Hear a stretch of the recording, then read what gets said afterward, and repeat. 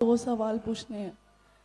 कहते हैं जीवन मरण पहले से डिसाइडेड होता है,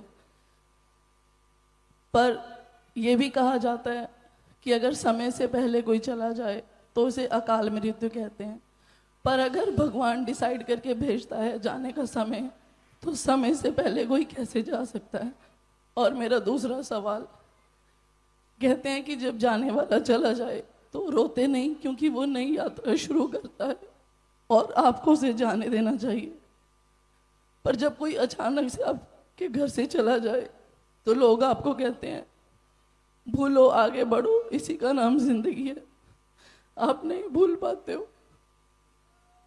बहुत सुंदर प्रश्न है। क्या नाम है बहन आपका? पूजा। इसको तर्क पर तो उतारना बहुत कसौटी की बात है, पर प्रश्न बहुत प्यारा है। एक होती मौत, एक होती अकाल मौत। एक मृत्यु होती है। मृत्यु एक अवस्था के बाद, अवस्था के साथ होती है। जब व्यक्ति की बहुत अवस्था हो जाती है और मृत्यु होती है तो उसको मौत कहते हैं।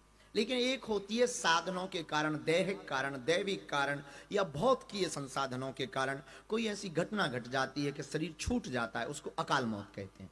आपने एक प्रश्न का कोड किया कि ईश्वर भेजता है सबको, कि इसका ये फिक्स है। ये बात तो तय है कि फिक्स है। जैसे पेपर के 3 घंटे में पेपर देना फिक्स है, पर कोई बच्चा बहुत स्पीड में लिख करके बाहर निकल आए तो उसमें पेपर के घंटे को निश्चित करने वाली की गलती नहीं है, क्योंकि उसने तो निश्चित कर रखा है। उसी प्रकार हम अगर लापरवाही करेंगे या कोई देवयोग बन गया या कोई रोग बन गया और उस कारण से अगर बहुत जल्दी आयु के पहले शरीर छूट गया, उसमें ईश्वर की गलती नहीं है। इसलिए तन भी हमने कि शायद ये कोड बोला हो या ना बोला हो, हम 10 लाख की गाड़ी में डीजल की जगह केरोसिन नहीं डालते ताकि इंजन खराब ना हो जाए, पर करोड़ों की गाड़ी में हम जरूर गंदा भोजन, गंदा खाना पीना डाल रहे हैं, ये ख्याल नहीं रख रहे हैं। यही इंसान की मूर्खता है।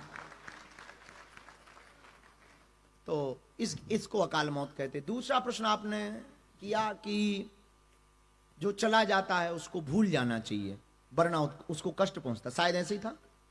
देखिए, संसार में सब कुछ भूला जा सकता है और भारत को और दुनिया को भूलने की बहुत बेहतरीन आदत है और भूल ही जाते हैं लोग। कुछ लोग हैं जो भूल करके भी भूल नहीं पाते हैं।